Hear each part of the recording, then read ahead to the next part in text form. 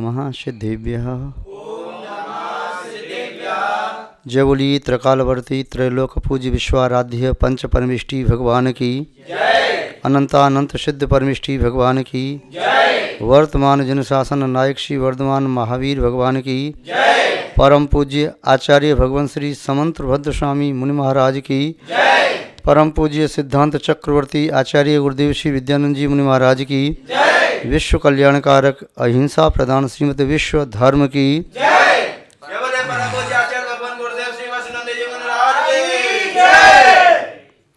जैनम जेतु शासनम विश्व कल्याणकारकम। धर्म स्नेही सत श्रद्धालु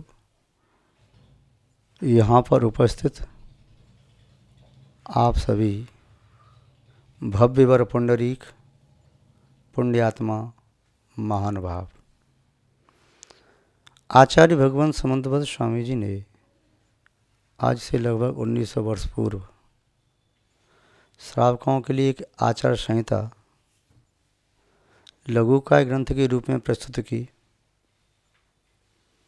जिसका नाम विख्यात है रत्न कंडक साहब का आचार। रत्नों के पिटारे की तरह से आज भी लोकोपकार करने में, लोक कल्याण करने में वह कृति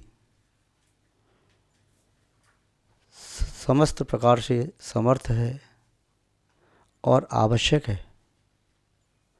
श्रावकों के लिए कल्याणार्थ उसमें ऐसे सूत्र दिए हैं जिनके माध्यम से श्रावक अपने आप को बहुत कुछ पापों से बचा सकता है, पुण्य की प्रेरणा प्राप्त होती है, पुण्य के कार्य में लग सकता है, व्यवहार धर्म का पालन कर सकता है, देशवती व देश संयमी बन करके अपनी आत्मा में महावती बनने के संस्कार डाल सकता है। महानुभाव, यहाँ पर कार्य का नंबर 30 देख रहे थे, जिसमें आचार्य महोदय बता रही हैं,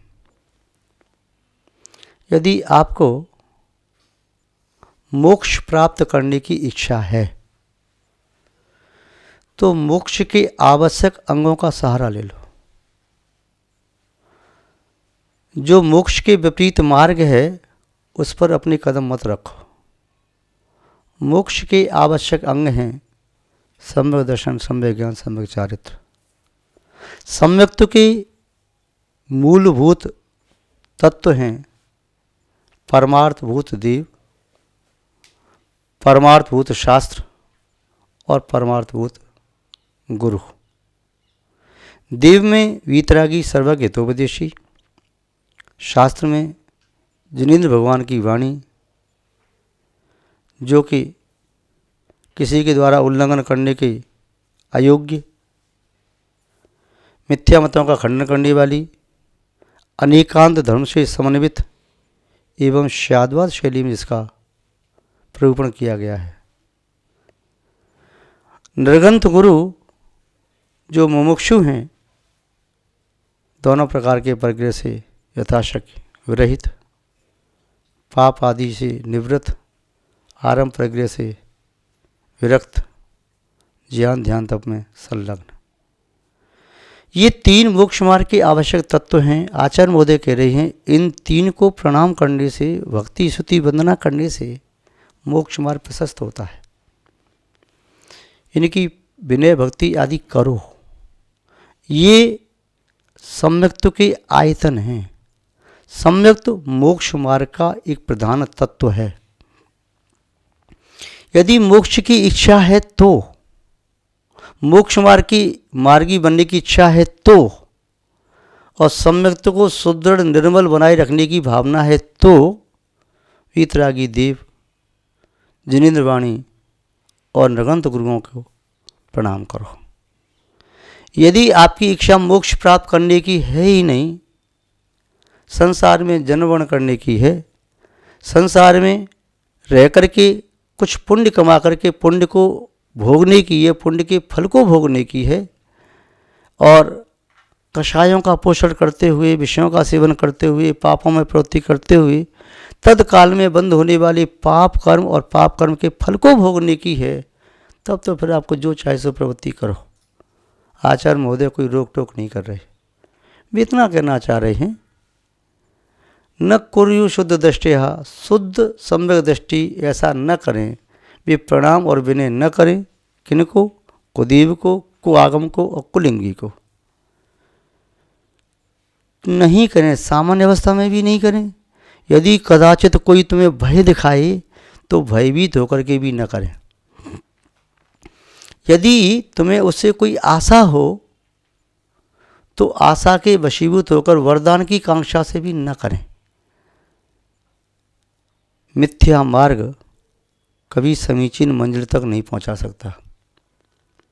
समीचीन मार्ग में गमन करने से चाहे गमन की गति मंद ही क्यों न हो, फिर भी समीचीन मार्ग में चलने वाला व्यक्ति एक दिन मंजिल तक पहुंच जाता है। मिथ्या मार्ग में गति चाहे मंद हो, चाहे तीव्र हो, चाहे मंदतर हो, चाहे तीव्रतर हो, चाहे मंदतम हो और चाहे तीव्रतम हो, मिथ्या मार्ग में गमन करने से सम्यक लक्ष्य की प्राप्ति नहीं हो सकती। महानुभाव, यह प्रणाम और विनय करने के लिए निषेध किया। क्या निषेध किया? प्रणाम नहीं करना है देवशास्त्र गुरु के अलावा किसी को, ऐसा नहीं कहा। ऐसा कहा, बात को समझे, देव शास्त्र गुरु जो परमार्थ भूत हैं, यदि परमार्थ चाहिए तो परमार्थ मान करके परमार्थ के उन कारणों को नमस्कार करो। संसार चाहिए तो फिर आप जैसा करें वैसा करो। किसी व्यक्ति ने अपने माता पिता को प्रणाम किया, बताओ सम्यक दृष्टि है कि मिथ्या दृष्टि है? आप कहते हैं देवशास्त्र गुरु के अलावा मैं किसी को प्रणाम नहीं करता, पंच पुरुष के अलावा किसी को प्रणाम नहीं करता, नवदेवता के अलावा किसी को प्रणाम नहीं करता। अभी कह रही देवशास्त्र गुरु को प्रणाम करता हूँ, फिर कहने लगी मैं पंच पुरुष को प्रणाम करता हूँ, इसके अलावा किसी को नहीं करता। फिर कहती हूँ मैं नवदेवताओं को प्रणाम करता हूँ। कहीं आपकी बात पकड़ में न आ जाए। देवशास्त्र गुरु का, पंच पुरुष ठीक है, अब आपने नवदेवता भी ले लिए, जिनालय भी ले लिया, आपने भूमि सिद्ध भूमि भी ले ली, आपने जनागम भी ले लिया, आप सब लेते जा रहे हैं, उनके बिंब भी ले रहे। अभी कह रहे थे मैं पंच पुनरुष्टि करता हूँ, जो चैतन्य में हैं, जिन्होंने आत्मा के समग्र वैभव को प्राप्त कर लिया है, या आत्मा के वैभव को प्राप्त करने के लिए जो प्रयासरत हैं। ये तो 5 चैतन्य हो गए, इसके अलावा जो 5 अचेतन हैं, उन पदगलों में तो आत्मा का गुण है ही नहीं। जिन बिंब में आत्मा का गुण कहाँ है? वो संस्कार दिए हैं। जिनालय में आत्मा का गुण कहाँ है? पुद्गल में है। शास्त्रों में आत्मा का गुण कहाँ है? पुद्गल में है। फिर क्योंकि उनमें स्थापना की है तदाकार या अतदाकार, इसलिए प्रणाम किया जा रहा है। और उन आयतनों को देख करके आपको उन जीवंत परमात्मा की याद आती है। जिन बिंबों को देख करके जीवंत भगवान की स्मृति होती है। आपको शास्त्र को देख करके आपको शर्वज्ञ देव की वाणी की स्मृति आती है, उन्हीं की वाणी है।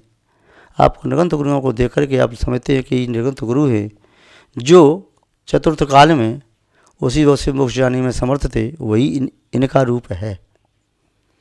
फिर माता पिता को प्रणाम करना कर सकते हैं। सम्यक में दोष आएगा? नहीं आएगा। क्यों? क्योंकि यदि माता पिता को आपने माता पिता मान करके प्रणाम किया है तो सम्यक में कहीं दोष नहीं है। यदि माता पिता को आपने वीतरागी देव मान के प्रणाम किया है तो दोष है। माता पिता को आपने निरंतर गुरु मान के प्रणाम किया तो दोष है। यदि कोई व्यक्ति शास्त्र न पढ़ करके पुस्तक पढ़ रहा है, उपन्यास पढ़ रहा है, पत्रिका पढ़ रहा है, तो क्या उसके सम्यक में दोष आ रहा है?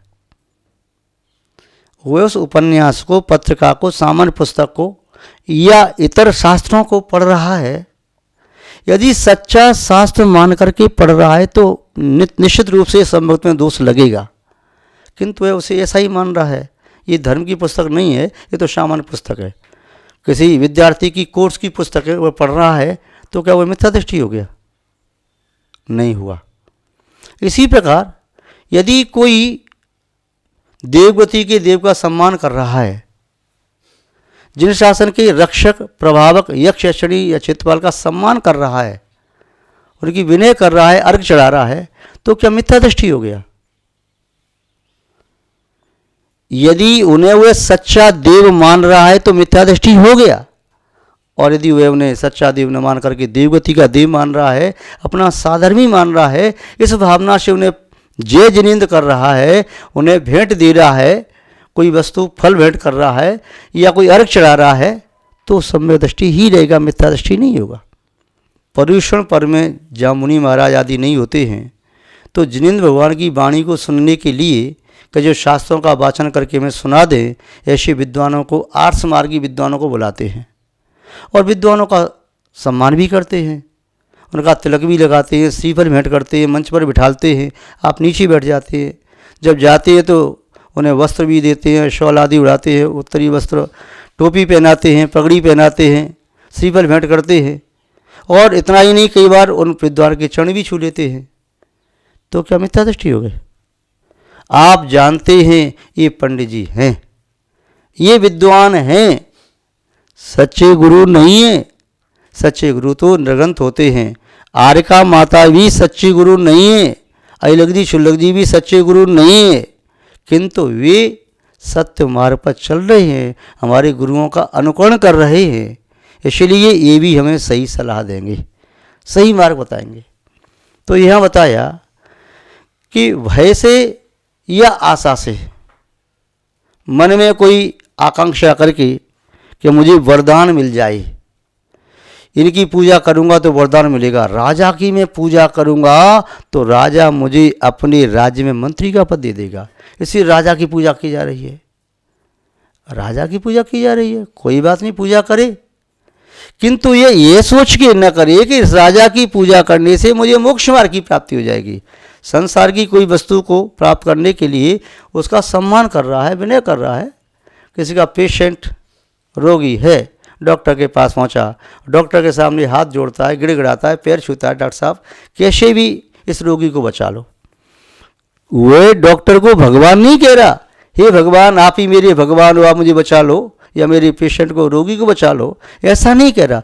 डॉक्टर को डॉक्टर मान करके ही वह उसे निवेदन कर रहा है।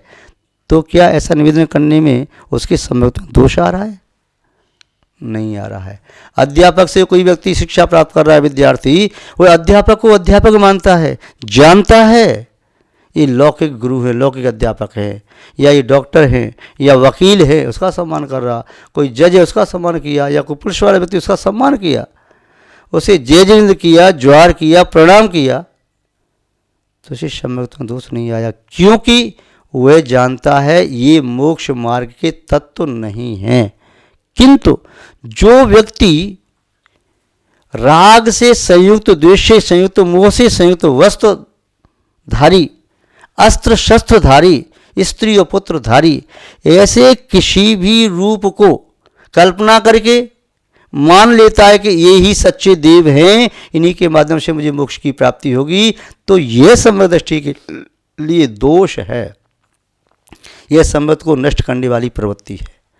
यदि उपन्यास आदि, कहानी की पुस्तक, चुटकुले की पुस्तक, व्यंग्य की पुस्तक, या अन्य प्रकार की नाटक, या रसायन, भौतिक, व्याकरण, या आपके अन्य प्रकार के एकांकी वगैरह कुछ भी है, विज्ञान की पुस्तक कुछ पढ़ते जा रहे हैं आप, तो उसके पढ़ने से मिथ्या दृष्टि नहीं हुई। हाँ, यदि उसे सच्चा शास्त्र मान करके आप बैठ गए तो मिथ्या दृष्टि हो गई। कोई भी जटाधारी, लटाधारी, मठाधीश, पीठाधीश, या धन संपत्ति के मालिक, सोने चांदी की खड़ाऊ पहन के चलने वाले, सोने चांदी के कमंडल और सब प्रकार का वैभव साथ में रखने वाले, हाथी वाले, घोड़ा वाले, मठ वाले, महंत, महात्मा, संत, उनको यदि आपने वीतरागी पंथ का अनुयायी मान लिया, उन सग्रंथी को निर्ग्रंथ मान करके आपने पूजा की, तो फिर मिथ्या दृष्टि हो गई, फिर सम्यक तो दूषित हो गया।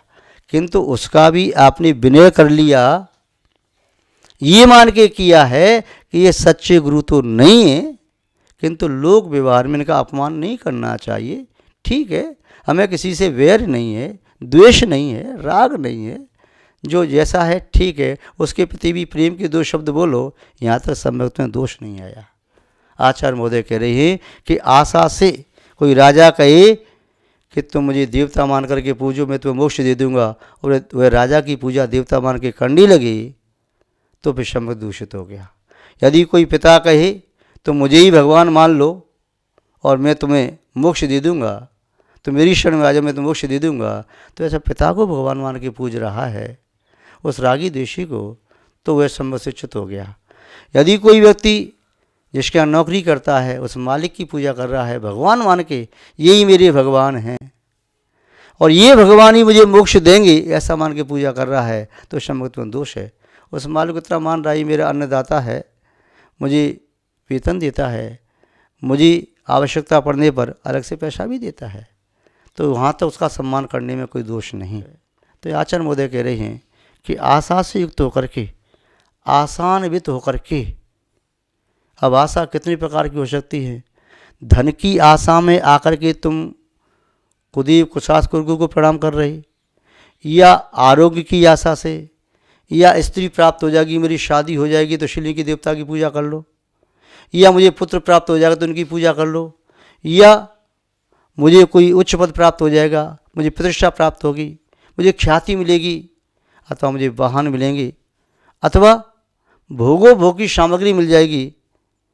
इन सभी भावनाओं से युक्त होकर के ये ऐसा कोई तुम्हें लोभ दे रहा है, तुम्हें उसकी आशा है, इस आशा से कुमारगामी को प्रणाम कर रही हो, उसकी प्रशंसा कर रही हो, उसका मन में स्मरण कर रही हो, मन में धारण कर रही हो, तब निश्चित मानिए कि वह लौकिक वस्तुओं को दे सकता है किंतु वह पारमार्थिक फल को नहीं दे सकता, और पारमार्थिक फल की प्राप्ति उनके माध्यम से मानना यही मिथ्यात्व है। तो आचार्य महोदय कह रहे हैं कि शुद्ध दृष्टया, शुद्ध दृष्टि वाले शुद्ध समदृष्टि न कुरु, नहीं करें प्रणाम और विनय कुदेव कुआगम और कुलिंगी की, न भय से करें न आशा के माध्यम से करें, कोई मन में आशा लेकर के भी न करें कि मुझे मोक्ष मिल जाएगा।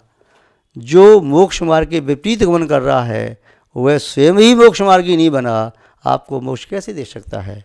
इसलिए आचार्य महोदय ने इस संबंध में यहाँ पर कहा कि भय और आशा के माध्यम से प्रणाम न करें, स्नेह और लोभ से भी प्रणाम न करें। इस संबंध में चर्चा आगे करेंगे। आज बस इतना ही। जय बोलिए श्री शांतनाथ भगवान की, परम पूज्य आचार्य गुरुदेव श्री विद्यानंद जी महाराज की, अहिंसा में विश्व धर्म की।